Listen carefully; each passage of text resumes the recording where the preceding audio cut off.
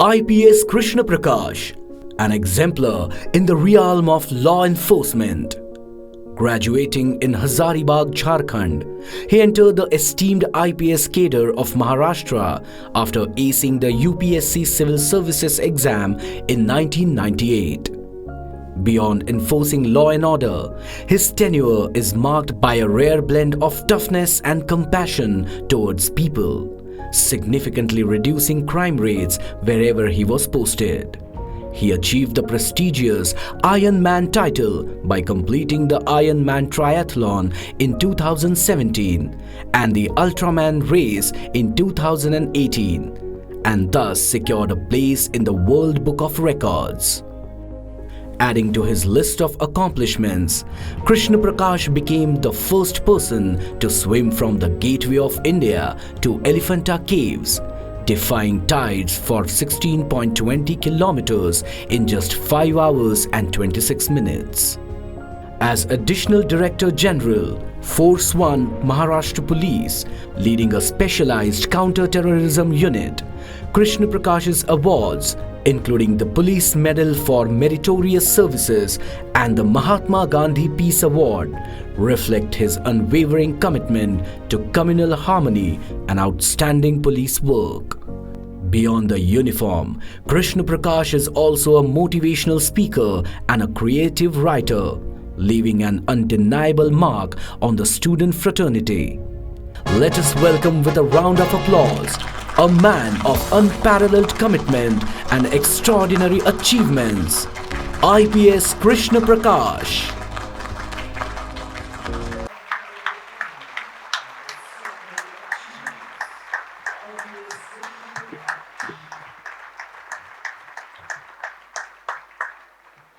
My dear friends, dignitaries on the days and off the days,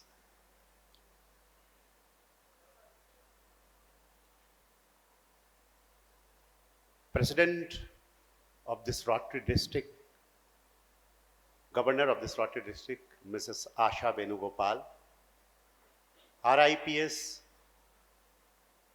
Mrs. Ubuda Jyosha from Sri Lanka, all the esteemed speakers, the galaxy of PDGs,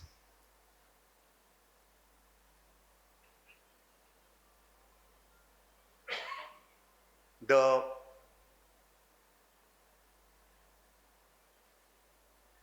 speaker who just spoke about hope and resilience,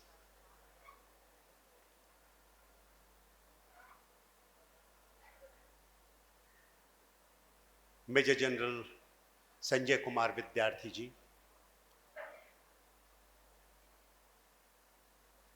Narmada Parikrama Frame, Ms. Bharti Thakur,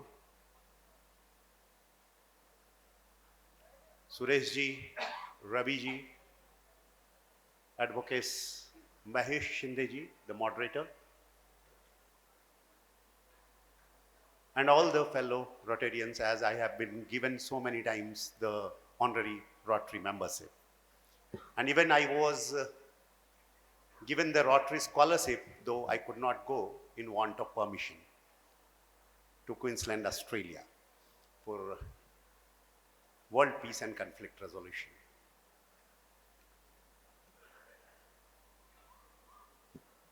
सबसे पहले तो मैं ये कहना चाहूंगा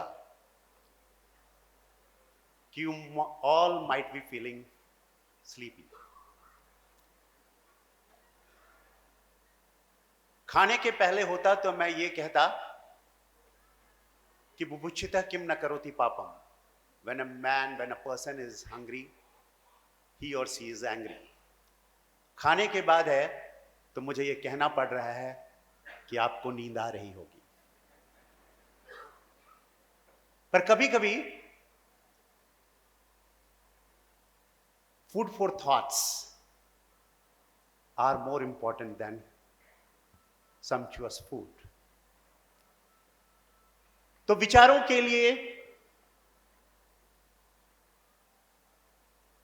जो भोजन है उसे परोसने की जिम्मेदारी आपके 56 भोग 84 व्यंजनों के बाद हम दोनों को दी गई है। और हम आर्मी वालों की और हम अपने कमांडोज को हमेशा कहते हैं कि मुश्किल वक्त कमांडो सख्त।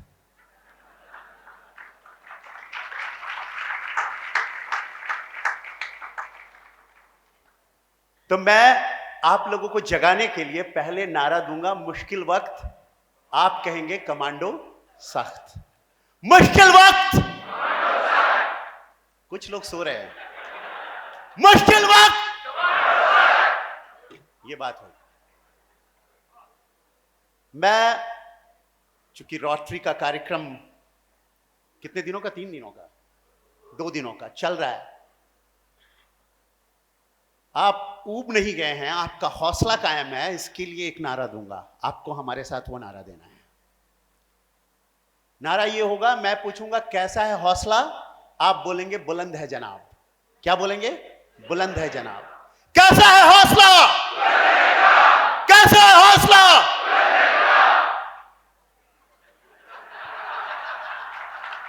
ये हुई बात। मैं अपनी बात वहीं से शुरू करूंगा जहां से इन्होंने बात खत्म करी है कि एक वर्दीधारी इंसान होता क्या है।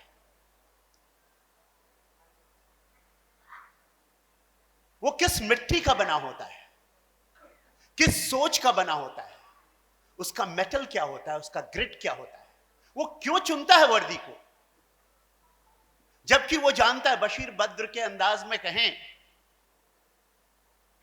उनकी गजल के अंदाज में कहें तो जिस दिन से चला हूं मेरी मंजिल पे नजर है, मुड़कर कभी मील का पत्थर नहीं देखा।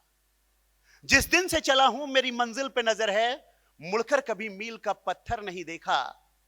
कश्ती के मुसाफिर ने समंदर नहीं देखा, आंखों में रहा दिल में उतरकर नहीं देखा। पत्थर मुझे कहता है, पत्थर मुझे कहता है मेरा चाहने वाला, मैं मोम हूं उसने मुझे छूकर नहीं देखा।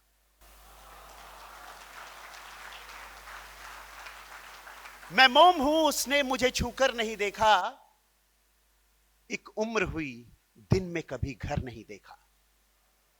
एक उम्र हुई दिन में कभी घर नहीं देखा। ये फूल मुझे कोई विरासत में मिले हैं, ये वर्दी हमें कोई विरासत में मिली है। तुमने हमारा कांटों भरा बिस्तर नहीं देखा।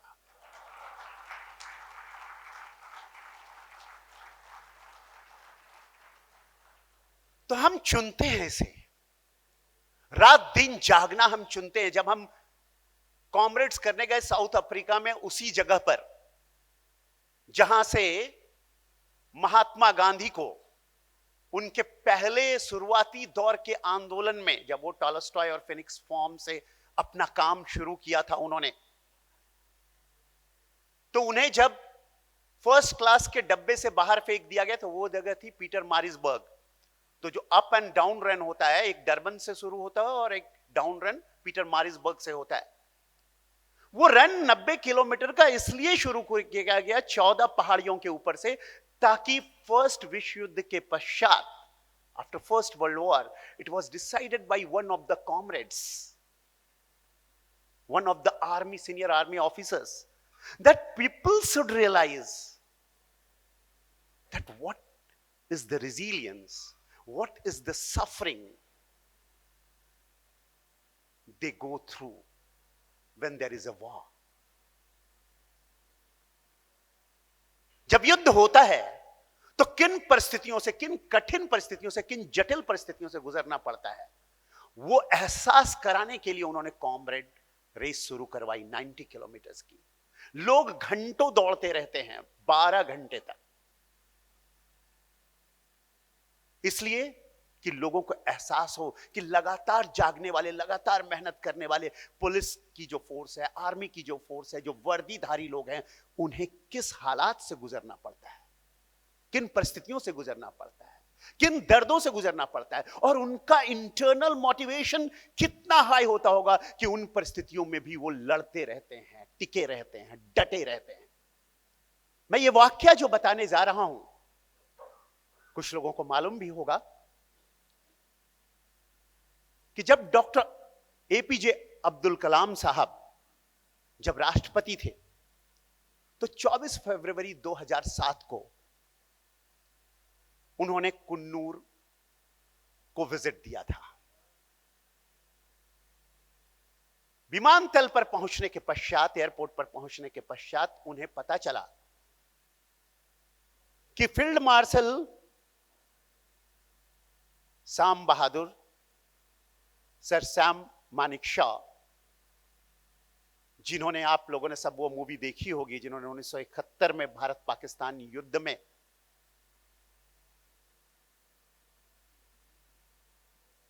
बांग्लादेश को आजादी दिलाई थी, वो एक मिलिट्री हॉस्पिटल में भर्ती थे। इस बात की जानकारी मिलने पर उन्होंने तुरंत अपना कार्यक्रम बदला और पहले डॉक्टर अब्दुल कलाम साहब सैम बहादुर को मिलने गए।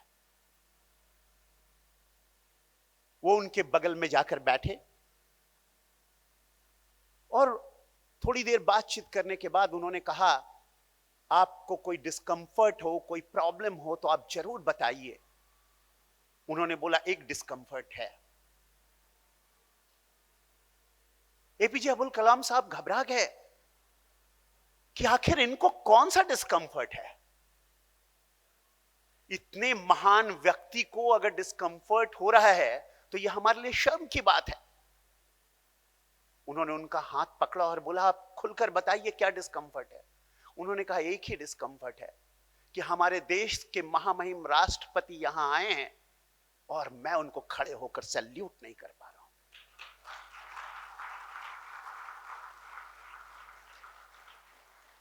दोनों के आंख आंसू से भर गए।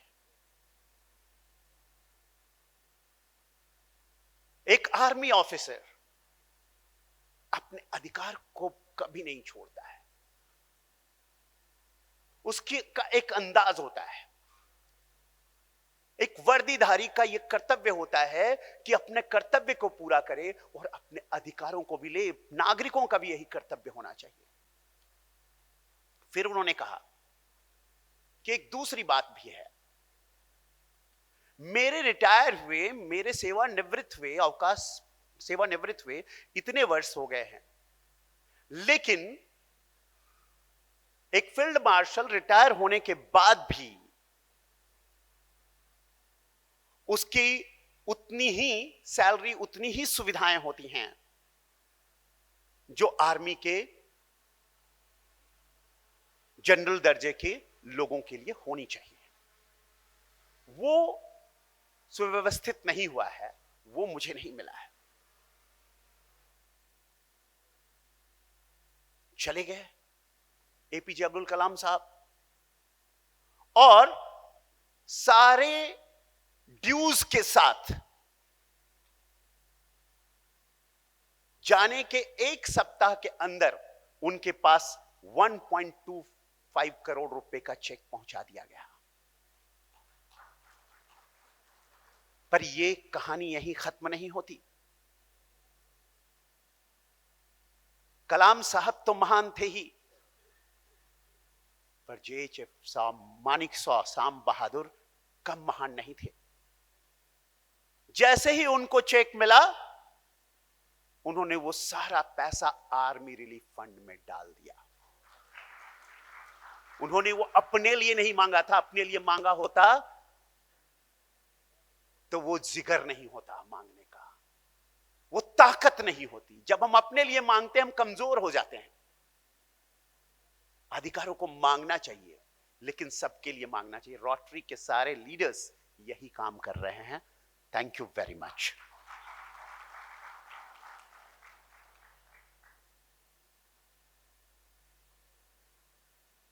दूसरी बात, अब इन लोगों ने परिचय में बता दिया कि मैं लिखता भी हूं।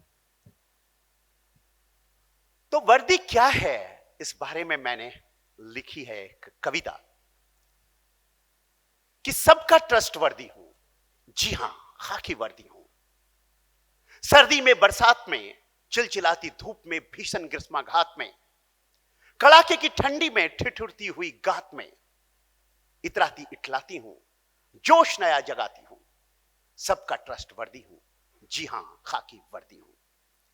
विपदा में, आपदा में, भूकंप चक्रवात में, सुनामी के प्रमाद में, बाढ़ में, तूफान में, प्राकृतिक उन्माद में, सांझ दोपहर प्रभात में, घुप भयावह रात में, मैं तत्पर और तैयार हूं। मैं साथी और सरदार हूं। हां, मैं ट्रस्टवर्दी हूं। जी हां, खाकी वर्दी हूं। मेरी मिट्टी का रंग मिला है मुझे, इस धरती का रंग मिला है मुझे। ये जो खाकी रंग है वर्दी का, मेरी सरजमी से मेरा वादा है, मर जाना और मिट जाना है। राह चुना है रक्षण का, तो क्यों संकट से घबराना है। दहशत वहशत से टकराना है, टोली गोली से भिड़ जाना है। संकल्प लिया तो फिर विकल्प कहां, किंचित भी विचलित हुआ नहीं। डर भय ने मुझको छुआ नहीं। मैं हारे दिलों का प्यार हूं। मैं हिम्मत का आखिरी मयार हूं। मैं निराधारों का आधार हूं। हां, मैं ट्रस्टवर्दी हूं। जी हां, खाकी वर्दी हूं। दुष्टों का दर्प मिटा करके, दुष्टों का दर्प मिटा करके सम्मान तुम्हें दिलाता हूं। दर्द तुम्हारा अपना करके गुंडों हर कष्ट सहन कर जाता हूं। गुंडों का गर्व हरण करके अभिमान तुम्हारा जगाता हूं।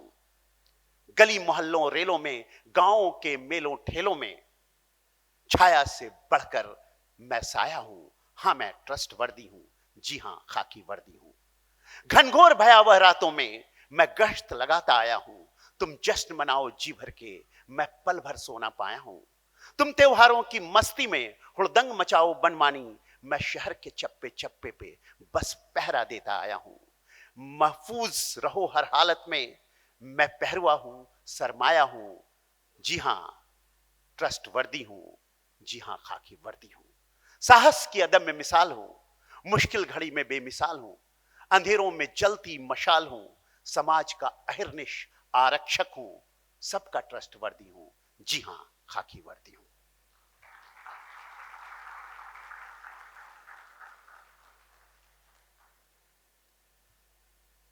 तो मैंने आपको बताया कि वर्दी क्या है, वर्दी की चाहत हमें क्यों है। वर्दी का जो रोमांटिसिज्म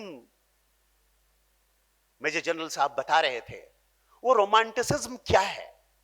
ये रोमांटिसिज्म आसानी से नहीं मिलती, इसको चुनना पड़ता है और चुनकर इसको निभाना पड़ता है हर वक्त, रात दिन। यहां तक कि स्वयं ज्ञानेश्वरी में ज्ञानेश्वर मौली ने सांगितलेलं आहे, दिहा खोलने रात्री जागोबा, अहोरात्र विसावा भेटीच ना ठाणा अंतरिया जैसा पांडवा। इसका अर्थ होता है कि दिन को वो दरवाजे खोलते हैं, अर्थात बंदोबस्त करते हैं, डिफरेंट टाइप ऑफ प्रैक्टिस करते हैं, और रात को वो रात भर पहरा देते हैं। दिन रात उन्हें कभी आराम नहीं मिलता, विसावा नहीं मिलता। हे पांडव, इसी थाना अंतरिया, जो थाने में लोग होते हैं, पुलिस स्टेशन में लोग होते हैं, उसकी तरह तुम्हें रात दिन सत्य के लिए, कर्तव्य के लिए, कर्तव्य युद्ध के लिए परिश्रम करना होगा। आज का जो मेरा सब्जेक्ट है वो है इंटरनल सिक्योरिटी का। तो सबसे पहले आपको यह जानना है कि राष्ट्र क्या है। जिस राष्ट्र की आप इंटरनल सिक्योरिटी की बात कर रहे हैं, एक्सटर्नल सिक्योरिटी की बात कर रहे हैं, वो है क्या? क्या वो महज एक भौगोलिक व्याख्या है? Is it only a geographical expression?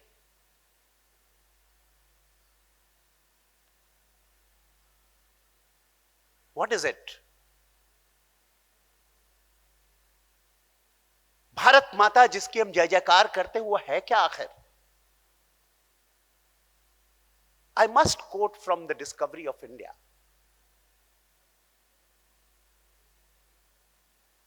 That wherever our freedom fighters used to go during freedom struggle, people used to raise slogans like Bharat Mata ki Jai, Hindustan Jindabad, Bharat Amar Rahe.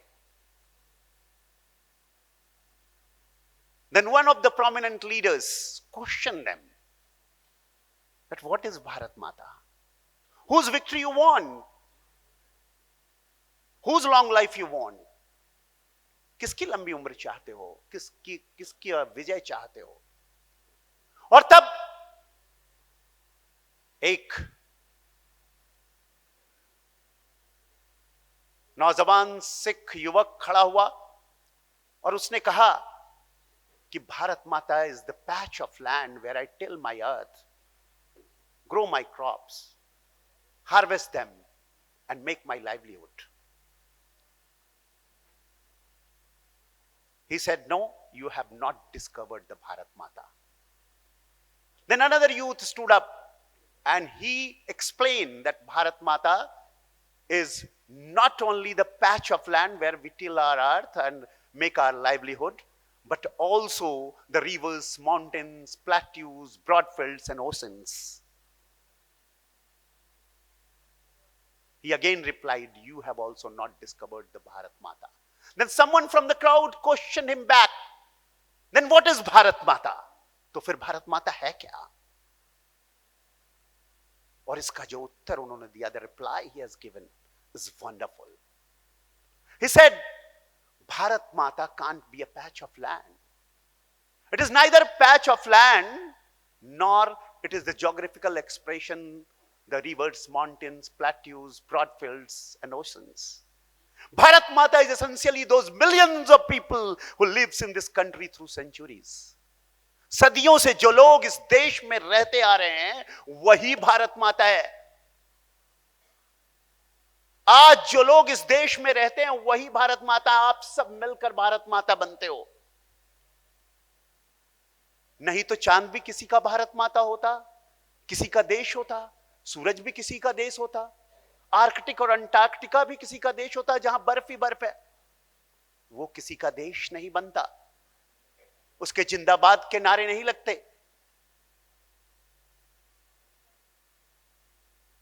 उस मातरम को वंदे नहीं कहा जाता. तो वंदे मातरम हम जिसे कह रहे हैं वो हम लोग हैं.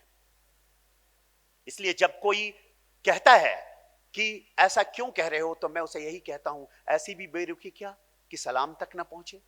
जिस मिट्टी से तुम्हें बनाया गया है उस मिट्टी को सलाम तक नहीं कर सकते. जिस मिट्टी से तुम्हें बनाया गया है उठाकर मृत्यु के बाद जिस मिट्टी में मिल जाओगे और जिस मिट्टी से तुम्हें उठाया जाएगा आखिरत के दिन, जिस मां बाप के पैरों के नीचे जन्नत कही जाती है, वो मां बाप तो ये मिट्टी ही है जो इस मिट्टी से बने. और उस मिट्टी को अगर हम सलाम कर दें, ऐसी बेरुखी क्या. तो भारत माता यहां के लोग है, इंसान है भारत माता.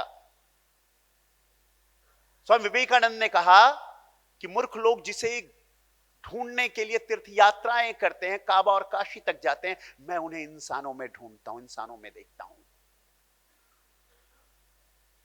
If we take a place to serve and support the people of country, what you leaders are doing, the society, the humanity, then you are serving the Bharat Mata, you are serving the mankind, you are serving the world. Bharat की तो संस्कृति वसुधैव कुटुंबकम की है कि अयम निजा परायति गन्ना लघुचेत सामुदार चरिता नाम वसुधैव तु कुटुंबकम. यह अपना है और यह पराया है, ऐसा क्षुद्र हृदय वाले व्यक्ति सोचते हैं. उदार हृदय वाले व्यक्तियों के लिए तो सारा संसार उनका अपना कुटुंब, अपना परिवार है. हमारे लिए तो कर्तव्य, धर्म का अर्थ कर्तव्य ही है. हमारे लिए धर्म का अर्थ रिलीजन नहीं है. तो हमारे कहने का मतलब यह है कि भारत माता जिसकी आंतरिक सुरक्षा की बात हम कर रहे हैं,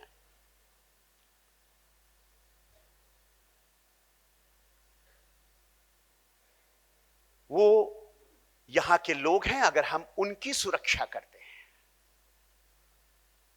उनका संरक्षण करते, एक दूसरे को संरक्षण के लिए हम तैयार होते हैं, हम जागरूक होते हैं, हम अपने आंख कान खुले रखते हैं कि कैसे कौन से विघातक कृत्य हमारे आसपास हो सकते हैं, कौन कर सकता है। आप में अगर सजगता है तो आप भारत माता की रक्षा कर रहे हैं, इंटरनल सिक्योरिटी में आप योगदान दे रहे हैं। देयर आर मेनी कंट्रीज जहां इंटरनल सिक्योरिटी के लिए प्रत्येक व्यक्ति को प्रशिक्षित किया जाता है, प्रत्येक एबल बॉडीड को। ब्राजील है, ईरान है, कोरिया है, रसिया है, स्विट्जरलैंड है, साइप्रस है, ग्रीस है, इजराइल है, तुर्की है। तो ये सारे जो तुर्की और ये सारे जो इजराइल है, ये सारे कंट्रीज के एक एक व्यक्ति जानता है कि आंतरिक सुरक्षा कैसी करनी है, कैसे आंतरिक सुरक्षा की हिस्सेदारी बनना है, कैसे एक जिम्मेदार सिटीजन बनना है। आंतरिक सुरक्षा के जो चैलेंजेस हैं उसे हमें समझना जरूरी है।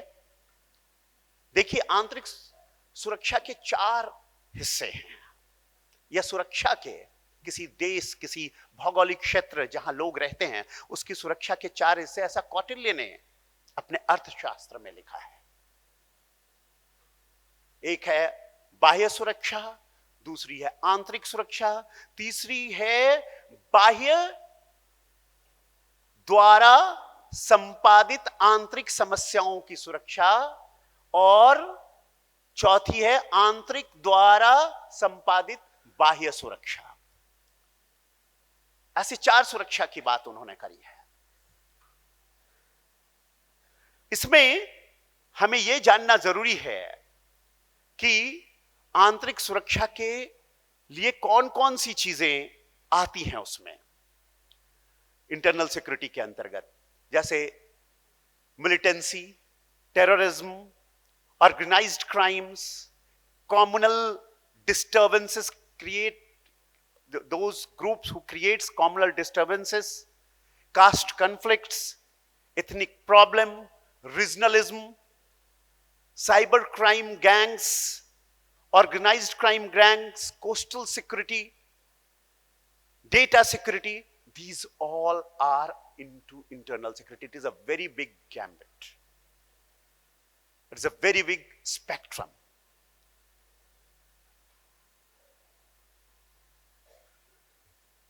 और इसके लिए यह जरूरी हो जाता है कि हम अपने आप को इफिशिएंट बनाएं in combating urban terrorism, left wing extremism, tracking cyber crime, insurgency. So इन सारी चीजों के लिए ये ऑर्गेनाइज्ड क्राइम्स उसके हिसाब से लॉ बनाए। देश में कानूनों की कमी नहीं है, कानून नए भी बन रहे हैं।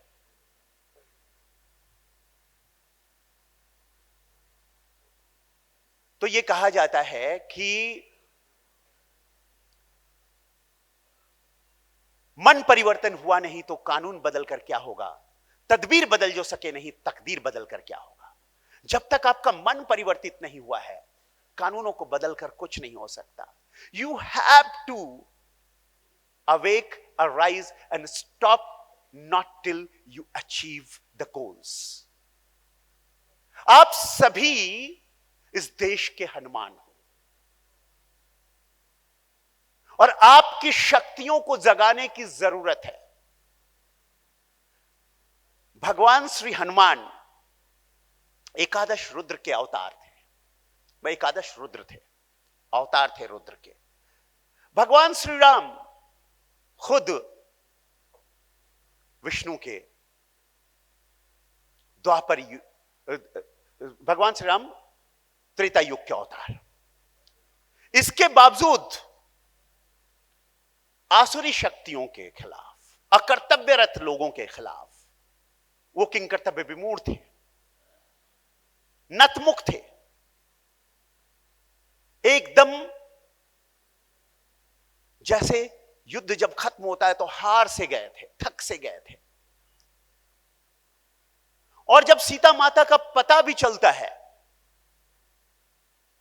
तो उत्साह थोड़ी देर के लिए रहता है, लेकिन कोई समुद्र को लांग नहीं सक रहा है। बड़ी अजीब परिस्थिति है, बड़ी मुश्किल की घड़ी है। किंकरते विमूढ़, जैसे अर्जुन कुरुक्षेत्र में किंकरते विमूढ़ थे, यहां सभी किंकरते विमूढ़ हैं। सबकी अपनी अपनी मुश्किलें, सबकी अपनी अपनी सीमाएं। अब ऐसी परिस्थिति में समुद्र लांघे तो कौन कौन प्रभु राम का संदेश वहां तक पहुंचाए। यह बताया गया कि आप लोगों को मालूम होना चाहिए कि घोड़ा और अन्य ऋषियों की जो उन्होंने बालपन में, नटखट सभी लोग होते हैं, भगवान हनुमान ने अपने नटखटपन में उनको सताया और इस कारण से उन्हें श्राप मिला कि वो अपनी शक्तियां भूल जाएंगे। उनकी शक्तियों को जब उनके कर्तव्यों के आधार पर याद दिलाया जाएगा तब उन्हें याद आएगा। तो एकादश रुद्र भी अपनी शक्तियां भूल गए, लेकिन जब जामवंत ने उनकी शक्तियों को याद दिलाया, वो भी नतमुख थे। क्षितिजल पावक गगन समीर की शक्तियां डरी हुई थी, सहमी हुई थी, और जब उन्होंने याद दिलाया जामवंत ने, कि उन्होंने राम को भी याद दिलाया कि शक्ति की करो मौलिक कल्पना। अगर आसुरी शक्ति रावण ने अपने 10 सिरों का अर्पण किया तो तुमने क्या किया है? तो राम ने अपने आंखों का अर्पण किया नीलकमल के रूप में। और भगवान श्री हनुमान को याद दिलाया कि तुम तो अदम्य शक्तिशाली हो, पर तुम्हें सेवा के लिए यहां पैदा किया गया है। विष्णु के अवतार राम की सेवा के लिए, सीता को ढूंढ लाने के लिए, उनका संदेश देने के लिए, और तब उनकी शक्तियों का उन्हें पता चलता है। हम भी यही चाहते हैं कि हमारे देश का प्रत्येक नागरिक अपनी शक्तियों को पहचाने, ढूंढे, समझे कि एक दूसरे की प्रगति में ही उसकी प्रगति है। समाज की, राष्ट्र की प्रगति तब होगी जब हम एक दूसरे का सहयोग करेंगे व्यक्तिगत और सामूहिक प्रयासों में। हमारा जो 10वां कर्तव्य है वो कहता है व्यक्तिगत और सामूहिक प्रयासों में हम एक दूसरे का जो मौलिक कर्तव्य है उसमें बताया गया, एक दूसरे का सहयोग करते हुए शिखर तक पहुंचे। तो आप सभी को शिखर तक पहुंचना है, यह मिथक है, लेकिन इस मिथक से जो संदेश है वो मैं आप तक पहुंचाना चाह रहा हूं। मैं जानता हूं I have exceeded my time. Thank you very much and जय हिंद, जय भारत।